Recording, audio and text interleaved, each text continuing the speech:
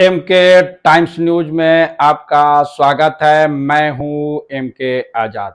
आज हम बात करेंगे कि भारतीय जनता पार्टी 2024 की चुनाव की जो रणनीति बना रही है वो जबरदस्त है और वो जिस फॉर्मूले पे काम कर रही है वो फॉर्मूले भी बड़े अच्छे नजर आ रहे हैं। इसी बात को लेकर आज हम चर्चा करने वाले हैं कि भारतीय जनता पार्टी यूं तो कई फॉर्मूलों पे एक साथ काम कर रही है, क्योंकि उनको अच्छी तरह मालूम है कि 2024 के जो चुनाव है वो इतनी आसान तो बिल्कुल नहीं है, क्योंकि एक तरह से 10 साल का एंटी इनकम्बेंसी और साथ ही साथ जो लगातार भारतीय जनता पार्टी के हाथों से राज्य छीना जा रहा है, इसको लेकर इस बार भारतीय जनता पार्टी और भी सजग हो गई है और बड़े सिस्टमिक ढंग से हर चीज का सर्वे करा कर आगे बढ़ते हुए नजर आ रही है। जी हाँ, और इसी बात को लेकर आज हम चर्चा करने वाले हैं। भारतीय जनता पार्टी में सैद्धांतिक समझौता हो गया है कि इस बार करीब 150 युवा चेहरों को पार्टी टिकट देने जा रही है। जी हाँ, 150 युवा प्रत्याशी पर भारतीय जनता पार्टी दांव खेलने वाली है।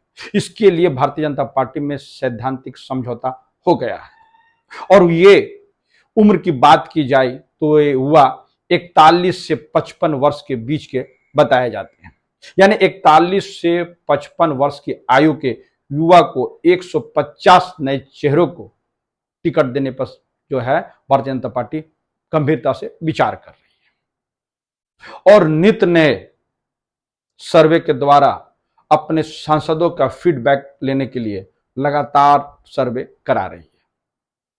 तो बताया जाता है कि बहुत से सांसदों को टिकट कटने वाला है, तो नए लोगों का को जो है इसमें चांस देने की पूरे प्रोग्राम पर भारतीय जनता पार्टी अमल कर चुकी है और वो आपको आने वाला लोकसभा 2024 में नजर आएंगे।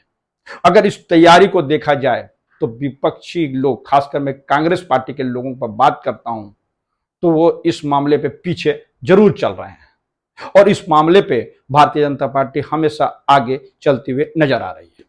जी हां, और इसके साथ अगर गौर किया जाए तो भारतीय जनता पार्टी में इस वक्त में 135 सांसद ऐसे हैं जो पहली बार लोकसभा पहुंचे हैं और उसमें 97 सांसद ऐसे हैं जो दोबारा सांसद में पहुंचे हैं। यानी ये वैसी लिस्ट है 97 जो मोदी शासनकाल में ही सांसद बने हैं और 3 बार से ज्यादा जीतने वालों की संख्या भारतीय जनता पार्टी में 68 है। यानी 68 सांसद 3 बार से ज्यादा जीतकर लोकसभा का प्रतिनिधित्व कर रहे हैं। इसके अलावा 2 सांसद ऐसे हैं, संतोष गंगवार और मेनका गांधी, वो 8 बार लोकसभा में प्रतिनिधित्व कर चुके हैं।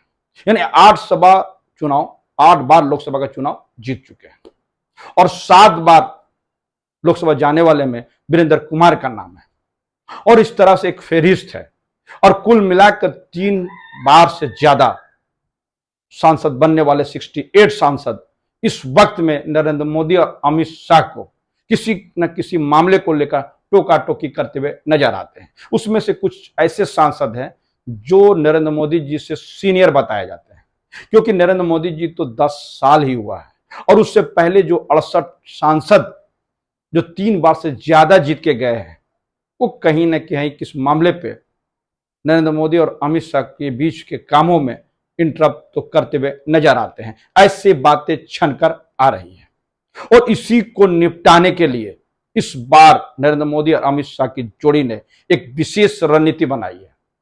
बताया जाता है कि जिन सांसदों का टिकट कटेगा या कटने वाला है उनको पार्टी में, संगठन में बड़ी जिम्मेदारी दी जा सकती है। वो जिम्मेदारी छोटी होगी या बड़ी होगी ये तो आने वाला वक्त में पता चलेगा। इसको लेकर भी भारतीय जनता पार्टी में उथल पुथल की स्थिति है और इसी को लेकर राजनीतिक हलचल भी पैदा हो रही है कि पता नहीं कब किसका टिकट कट जाए। अगर सांसदों को लिस्ट के बारे में देखा जाए तो 2 सांसद ऐसे हैं जो 80 और 90 के बीच में उसकी उम्र हो चुकी है। और लंबी फेहरिस्त बनी हुई है। तो सबसे बड़ा सवाल फिर खड़ा है कि 65% युवाओं का देश में जब एक सफेद बाल वाले प्रधानमंत्री देश की नेतृत्व करेगी तो उसको पाटने का उपाय है तो क्या है? क्योंकि 65% युवा अगर जिस देश में रहे उसमें सफेद बाल वाले चाहे किसी भी पार्टी का हो, वो कितने देर तक टिक पाएगा? इसी को लेकर नरेंद्र मोदी और अमित शाह की जोड़ी ने भारतीय जनता पार्टी में एक फॉर्मूला तैयार किया है जिसमें 150 नए सांसदों को टिकट देने की तैयारी कर चुके हैं। इससे एक पंथ दो काज बताए जाते हैं, यानी एक तीर दो निशाने की बात की जा रही है। एक तरह से जो लोग नरेंद्र मोदी और अमित शाह की जोड़ी को किसी न किसी मामले पे इंटरप्ट करते हैं या परेशान करते हैं या उससे ज्यादा भारतीय जनता पार्टी को उम्मीद नहीं रह गया है, ऐसे लोगों को ये लोग टिकट देने वाले नहीं है। और टिकट नहीं मिलने के बाद इनको संगठन में जिम्मेदारी देने की बात कह के यह स्पष्ट किया जाए कि भगदड़ ना मचे। लेकिन संभव है कि इसको लेकर असंतोष तो जरूर बढ़ेगा।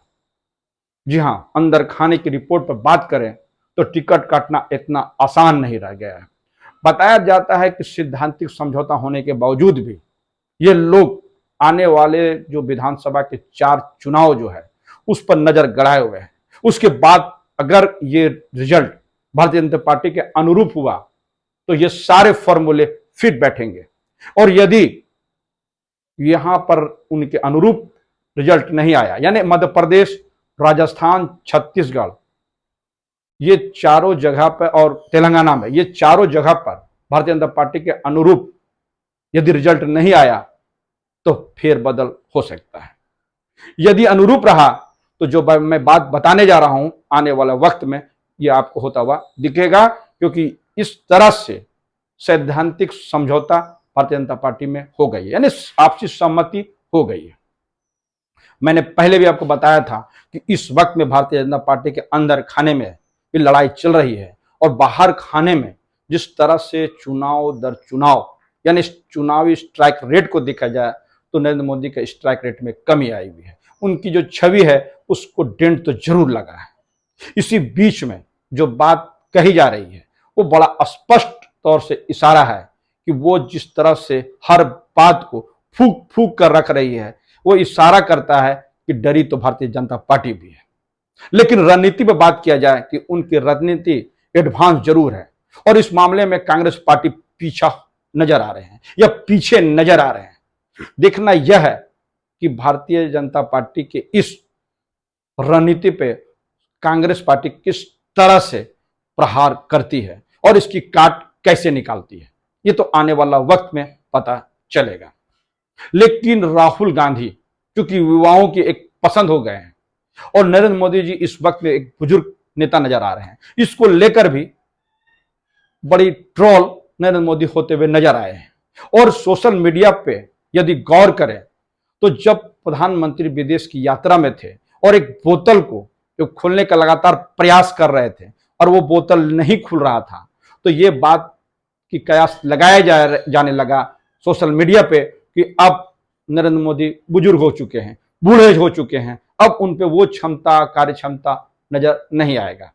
क्योंकि अब चूंकि जब 2024 के चुनाव होंगे तो नरेंद्र मोदी का उम्र एक अधिक उम्रों में नजर आएगा, यानी एक बुजुर्ग की तरह वो नजर आएंगे, ऐसा सोशल मीडिया पे ट्रोल किया जा रहा है।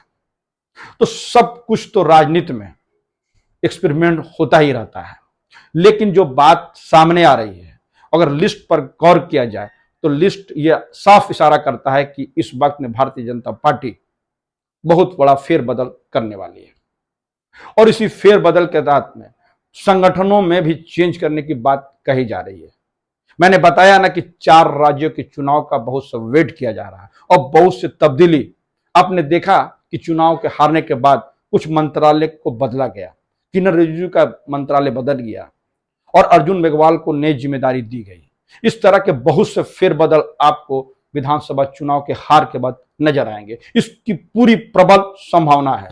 और राजनीति पे को अंदर से टटोलने वाले ये स्पष्ट कह रहे हैं कि ये जो लोकसभा से पहले जो 4 विधानसभा का चुनाव है वो सेमीफाइनल है लोकसभा की, और इसी से लोकसभा की जो तैयारी है उसको उसका पता जो है उसकी गहराई का पता चल जाएगा। क्योंकि इंडिया गठबंधन इस वक्त में जिस मजबूती के साथ भारतीय जनता पार्टी को चैलेंज करने आ रही है वो असहज करने के लिए काफी है भारतीय जनता पार्टी को। क्योंकि लगातार जिन छत्रपों को लेकर भारतीय जनता पार्टी का स्ट्राइक रेट कम हुई है वो लोग लगातार अपने राज्यों में भारतीय जनता पार्टी से दो दो हाथ करने के लिए तैयार बैठी हुई है। और रही बात सीबीआई, ईडी और आईटी को लेकर, तो अब विपक्षी के जितने लोग हैं, इंडिया गठबंधन के लोग, वो लोग अब इससे डरते हुए नजर नहीं आ रहे हैं। इसकी वानगी हेमंत सोरेन की उस नोटिस के जवाब में जो उनका जवाब आया कि जो ईडी है वो झारखंड की सरकार को अस्थिर करना चाहती है, उसको अपदस्थ करना चाहती है, भगदड़ मचाना चाहती है, और इसी के चलते में ये जो फैसले लिए गए, यानी नोटिस के जो फैसले थे, सम्मन का जो फैसले थे, वो राजनीति से प्रेरित है और उसको वापस किया जाना चाहिए। और इसको लेकर सुप्रीम कोर्ट जो है हेमंत सोरेन जी पहुंच गए। तो जिस बात के कयास लगाए जा रहे थे, इस बात में दम होता हुआ दिख रहा है कि अब ईडी, सीबीआई, आईटी को लेकर जो उम्मीदें लगाकर भारतीय जनता पार्टी बैठी हुई थी उसमें अब डेंट लगता हुआ नजर आ रहा है। उसकी बानगी ऐसे भी है कि झारखंड में ही देखिए तो इस वक्त में जो हेमंत सोरेन है ना, वो इस वक्त में उनके पुराने यानी जो रघुवर दास की जो सरकार थी उसके 5 मंत्रियों के का एसीबी जांच के आदेश दे ही दिए हैं। उस पर साइन तो हो चुका है। तो वो होने वाली जो साइन है, एसीबी को जो परमिशन मिला है, वो अनकरीब उन 5 मंत्रियों को दबोच तो लेगी। तो राजनीतिक गलियारों पर चर्चा यह बना हुआ है कि जो भ्रष्ट मंत्री भारतीय जनता पार्टी के होते हैं उस पर ईडी का और आईटी का नजर क्यों नहीं पड़ता है।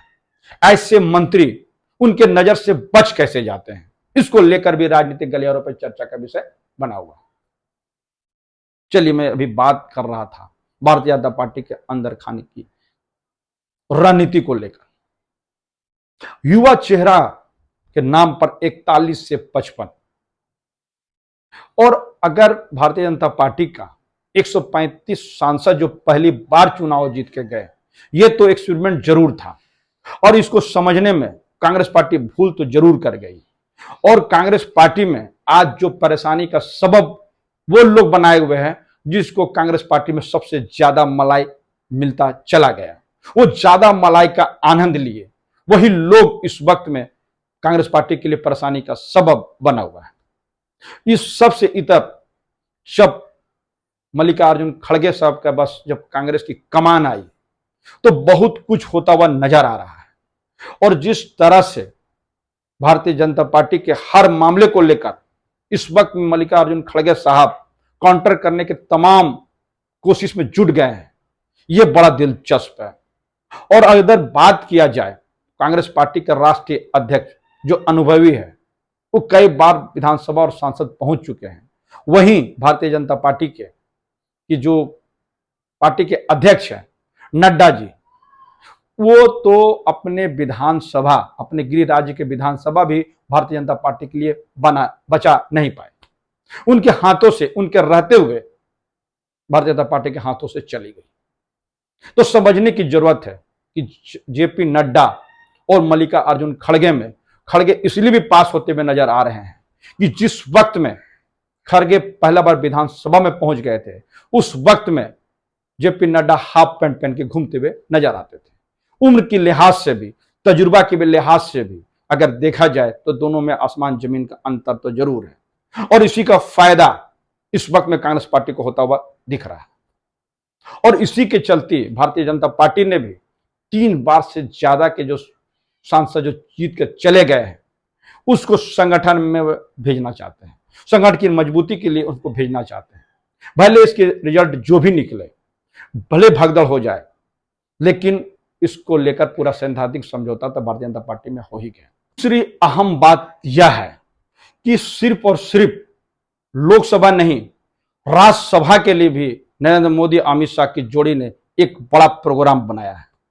वो चाहते हैं कि इस बार में जो राज्यसभा के लोग को भेजा जाए तो उसमें ज्यादातर दूसरे खेल जगत से, साहित्य जगत से, दूसरे जगत से लोगों को या विज्ञान और टेक्नोलॉजी को समझने वाले क्षेत्रों से ऐसे लोगों को राज्यसभा में ज्यादा भेजा जाए, ताकि ज्यादा से ज्यादा उनको जो है राज्यसभा में बल मिलता हुआ दिखे।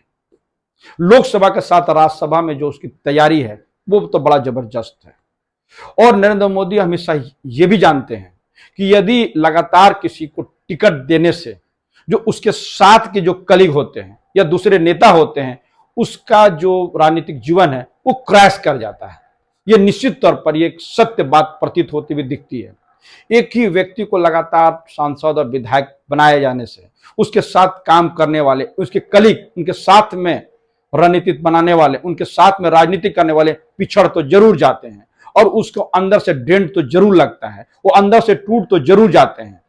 इसी का फॉर्मूला के लिए अगर ये बात नरेंद्र मोदी लाना चाहते हैं तो मैं समझता हूं एक स्वागत योग्य कदम है और कांग्रेस पार्टी को भी इससे सीख लेने की जरूरत है। लोकसभा के साथ साथ राज्यसभा में भी ये चेंजिंग आने वाले वक्त में ये बताता है कि नरेंद्र मोदी जी की वर्तमान की जो सरकार है वो एक एक कदम 2024 के लिए फूक फूक कर रख रही है, क्योंकि जिस तरह से जो मामले सामने आते हुए दिख रहे हैं वो उनको परेशान करने के लिए काफी है। इस बात से पूरी तरह से नरेंद्र मोदी, अमित शाह जो है वो आश्वस्त हैं कि 2024 के चुनाव इस बार जो है वो बड़े अच्छे तरीके से और बड़ा भीष्म तरीके से लड़ा जाने वाला है। तो हमारा ये वीडियो कैसा लगा अपने कमेंट्स बॉक्स में जरूर कमेंट्स करें और जिन्होंने हमारे अभी न्यूज को सब्सक्राइब नहीं किया उसे निवेदन है कि सब्सक्राइब कर दे। नमस्कार।